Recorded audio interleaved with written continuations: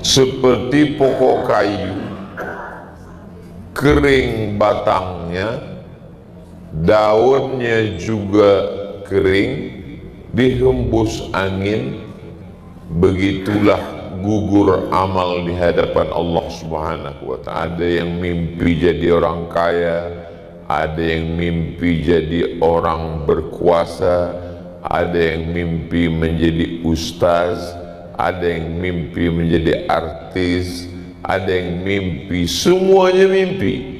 Falamma matu, manakala mereka mati, intabahu, barulah dia terjaga dari tidur. Barang yang sudah dijual tak boleh dijual dua kali. Hanya pengkhianat yang menjual barang dua kali.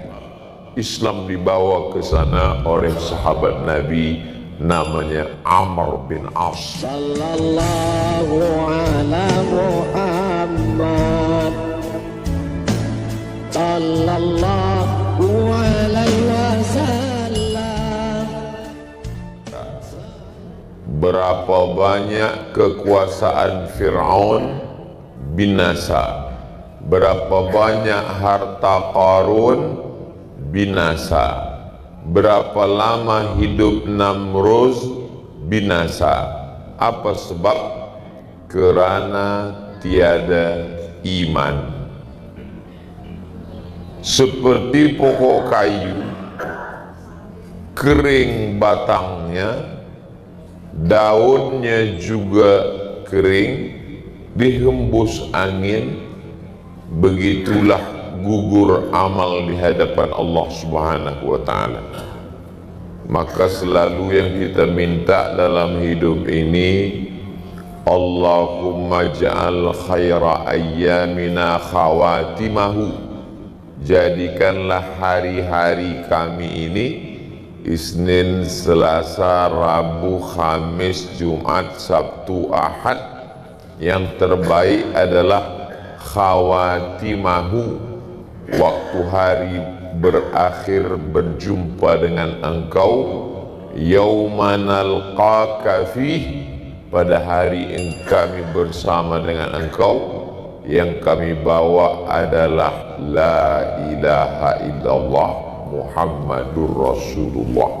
Maka selepas tahlil la ilaha illallah, la ilaha illallah, selepas tahlil selalunya kita tutup dengan kalimatu haqqin alaiha nahya, dengan itu kita hidup, wa alaiha namutu, dengan itu kita mati, wa biha nub'atsu, dengan itu pula kita nanti dibangkitkan di mahsyar.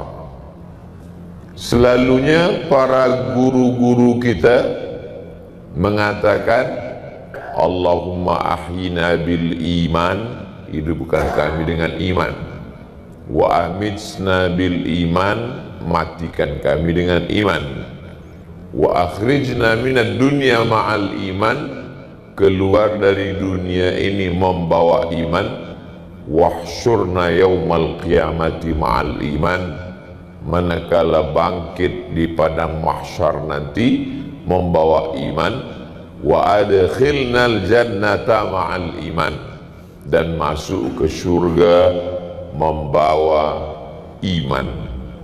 Itulah yang kekal abadi. Yang lain daripada itu hanya setakat angan mimpi belaka. Kata Sayyidina Ali karramallahu wajhah, an-nasu niyam, manusia itu waktu dia hidup ini niam, macam orang tidur. Ada yang mimpi jadi orang kaya, ada yang mimpi jadi orang berkuasa, ada yang mimpi menjadi ustaz, ada yang mimpi menjadi artis, ada yang mimpi, semuanya mimpi. Falamma matu, manakala mereka mati, intabahu, barulah dia terjaga dari tidur.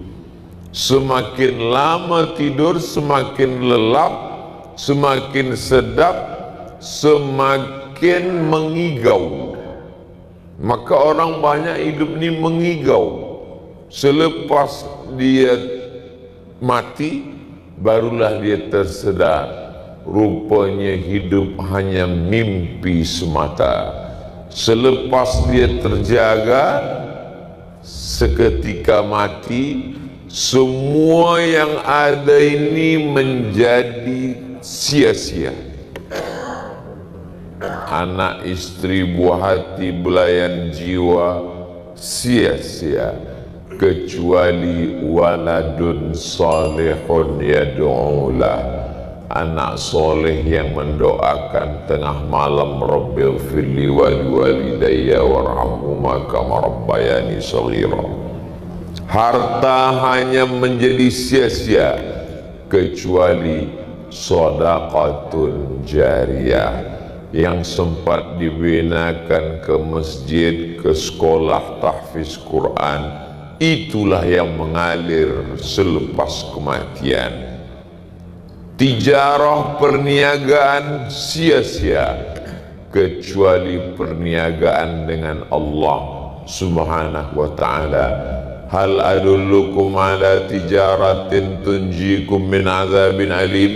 Maukah kamu aku tunjukkan perniagaan yang menyelamatkan kamu dari azab Allah Subhanahu wa ta'ala? Orang Arab ni berniaga. Mereka berniaga ila fihim rihlatasyita, musim sejuk, wasaif, musim panas. Musim sejuk dia pergi ke Yaman, musim panas dia pergi ke Syam. Yaman, Saudi Arabia, Syam, Jordan, Suriah, Damaskus, ibu kota Suriah, Palestina, Lebanon, 7 negara. Semuanya sia-sia. Yang kekal abadi hanya perniagaan dengan Allah Subhanahu wa ta'ala. Allah sudah membeli diri kita ini. Innallaha ashtara minal mu'minina anfusahum. Allah sudah memberi diri kamu bi anna lahumul jannah. Dia bayar dengan surga. Barang yang sudah dijual tak boleh dijual 2 kali. Hanya pengkhianat yang menjual barang 2 kali. Ini saya nak beli tuan, mohon maaf, benda ni dah dibagi orang, tapi dia baru bayar 50%, yang 50 lagi belum. Saya nak bayar 2 kali lebih daripada itu, tak boleh. Sebab kalau saya jual berarti saya pengkhianat. Kita sudah jual diri kita kepada Allah Subhanahu wa ta'ala, maka jangan jual pada dunia. Jadi kalau ada orang yang menawarkan iman kepada saudaranya, mu'alaf yang diajak bersyahadat di pusat dakwah Islam, sesungguhnya kita ingin menyelamatkan dia dari kesia-siaan. Makanya Nabi berkirim surat kepada Raja Kisra Persia, Raja Mukaukis Mesir, kepada Raja Heraklius Rom. Bunyi suratnya, aslim, masuk Islamlah engkau, taslam, engkau akan selamat. Wa illa, kalau kau tak masuk Islam, fa'alaika dzambul arisin, semua dosa rakyat engkau yang menanggungnya. Tapi kalau engkau masuk Islam, falaka ajrani, kau dapat 2 pahala. Itu hidup sebagai pemimpin. Bila masyarakatnya sembahyang, pemimpin dapat balasan. Tapi kalau tidak, falaka alaika dzambul arisin, semua dosa orang Europe kau yang menanggungnya, kata Nabi. Manakala surat itu sampai kepada Heraklius, Surat itu dicium Nabi sallallahu alaihi wasallam. Selepas dia cium, dia masukkan dalam box kotak kayu. Dia muliakan, dan dia dengar ada orang Makkah yang berniaga ke Syam, namanya Abu Sufyan. Abu Sufyan manakala itu, tatkala itu belum lagi Islam. Abu Sufyan dijemput datang ke istana Heraklius. Abu Sufyan, kamu kenalkah dengan Muhammad? Kata Abu Sufyan, aku kenal. Ada tak datuk-datuk dia dulu raja? Tak ada. Muhammad bin Abdullah bin Abdul Muttalib bin Hashim bin Abdi Manaf bin Qusay, sampai pada Adnan cucu cicit Ismail anak kandung Ibrahim. Tak ada yang raja. Kenapa Abu Sufyan bertanya itu? Sebab Abu Sufyan nak tanya, kalau ada datuknya yang raja, berarti dia mengaku Nabi sebab dia nak balik jadi raja balik. Lepas itu dia tanya, apa dia suruh kamu? Kata Abu Sufyan, dia suruh kami sembahyang, jangan menyembah Lata, Uzza, Manat, Hubal, Jibti, Taghut, Naham, jangan kami syirik. Dia suruh kami bersedekah, dia suruh kami buat baik. Banyaklah dia tanya. Satu kitab bercerita tentang itu, nama kitab Sahih Muslim. Selepas Sahih Bukhari, Sahih Muslim, ditulis oleh Imam Muslim Ibnul Hajjaj Al-Qushairi An-Naisaburi. Selepas itu apa kata Heraklius, Raja Rum? Kalau betul yang kau cakapkan ini Abu Sufyan, saya melikum maudhi'a qadamayya hadha, tempat aku tegak ni, ini nanti akan menjadi punya Muhammad, orang kampung engkau itu. Kalau betul yang kau cakapkan ini Abu Sufyan, maka tempat kaki aku tegak ini akan dikuasai Muhammad. Betul apa kata Heraklius. Sekarang tempat tegak dia itu adalah Damaskus, Dimashqi. Tempat itu menjadi kekuasaan Sayyidina Maulana Muhammad sallallahu alaihi wasallam. Damaskus itu capital city daripada Suriah yang sekarang dipimpin oleh Bashar al-Assad. Apa maknanya? Dia tahu. Selepas itu dia kumpulkan semua menteri-menteri dia. Dia tanya, ini ada seorang Nabi di Jazirah Arab namanya Muhammad begini-begini. Kamu yakin tak? Ributlah semua mereka. Bila kita ikut Muhammad ini tak betul, ini Nabi palsu. Akhirnya dia takut nak masuk Islam. Akhirnya dia pun ikutkan orang banyak. Itulah pesan Nabi SAW. Kalau Allah ingin engkau menjadi baik, maka dia buat orang sekeliling engkau itu baik, sehingga engkau tak takut untuk mengatakan kebenaran. Heraklius orang baik, tapi orang sekeliling dia ni tak baik. Akhirnya dia takut untuk menerima Nabi Muhammad sallallahu alaihi wasallam. Tapi Nabi beban dia dah lepas. Dia dah kirim surat. Tapi ada satu Raja Kisra ni, manakala surat Nabi sampai dia koyak-koyak. Datanglah orang yang membawa surat itu melapor, report ke Nabi. Kata dia, ya Rasulullah, surat engkau sampai ke Kisra, lalu Raja Persia itu mengoyak-ngoyak surat engkau. Apa kata Nabi? Kata Nabi SAW, mazzaqallahu mamlakatahu, sebagaimana dia mengkoyak-koyak surat aku, begitu pula lah Allah akan mengkoyakkan kerajaan dia.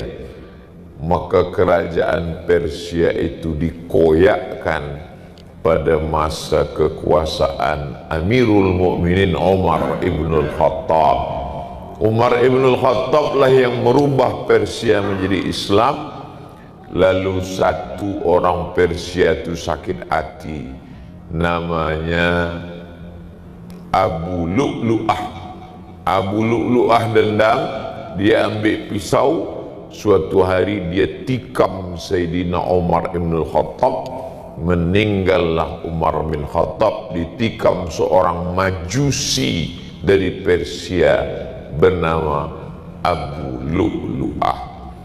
Lalu kemudian surat itu ada pula sampai di bawah sahabat Nabi namanya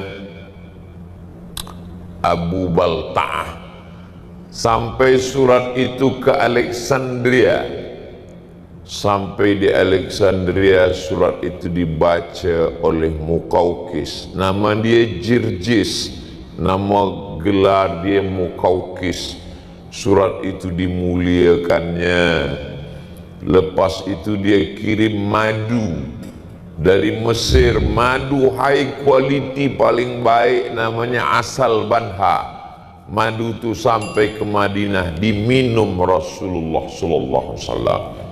Dia kirim kain putih sebab di Mesir waktu itu tekstil kain quality baik. Kain itu pun disimpan Nabi Muhammad sallallahu alaihi wasallam. Dia kirim 2 orang perempuan. Satu perempuan bernama Sirin, kakak dia bernama Maria. Sirin ini Nabi bagi kepada seorang penyair namanya Hasan bin Thabit. Dia susah tak ada bini, Nabi bagi kepada Hasan. Kemudian dari Maria ni lahir anak Nabi, seorang lelaki meninggal umur 18 bulan.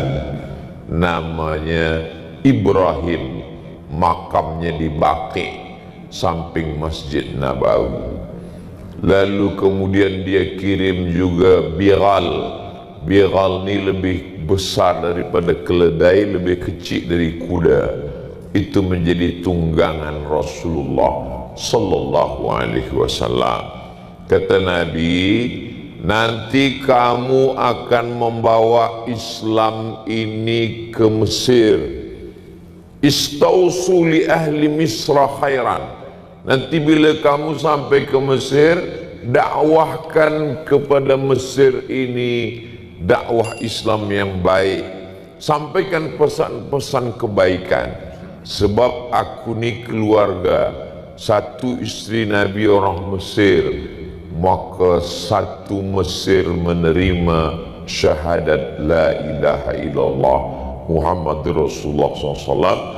Islam dibawa ke sana oleh sahabat Nabi namanya Amr bin As. Dan Amr bin As membuat satu masjid. Itulah masjid tertua di Afrika, di Kaherah. Imam Syafi'i mengajar di masjid ini, namanya Masjid Amr bin As. Apa maknanya? Islam ke seluruh dunia ingin mensyahadatkan orang supaya mendapatkan harta terpuji, termahal, terbaik. Harta itu bernama La ilaha illallah Muhammadur Rasulullah sallallahu alaihi wasallam. Sampailah para ulama itu ke sungai Brunei ini, sehingga negeri ini menjadi Darussalam. Dar kampung, negeri, kota. Salam, selamat dunia, selamat akhirat. Sallallahu ala Muhammad.